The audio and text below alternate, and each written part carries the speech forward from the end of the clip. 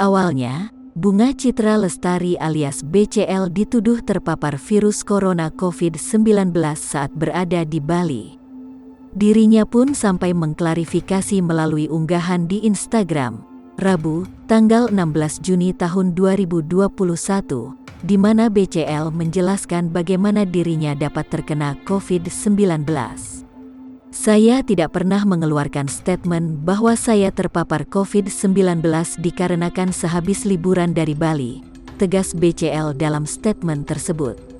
Kala itu suami dari Nora Alexandra itu menyebut jika BCL mengkambing hitamkan Bali karena terkena COVID-19 pasca pulang dari Pulau Dewata tersebut. Jangan kau jadikan Bali kambing hitam ya, kau enak-enakan liburan kemari. Setelah puas kau malah bangga dicovitkan. Rakyat Bali sudah terlalu melarat untuk drama-drama COVID ala seleb ibu kota, tulis Jering di kolom komentar. Jering sendiri diketahui juga berkomentar dalam unggahan klarifikasi BCL. Drummer Superman is Dead ini menyebut jika klarifikasi tersebut adalah sesuatu yang basi. Tak sampai di situ, Jering hingga hari ini Kamis, tanggal 17 Juni tahun 2021, masih terus nyinyir soal BCL terpapar COVID-19.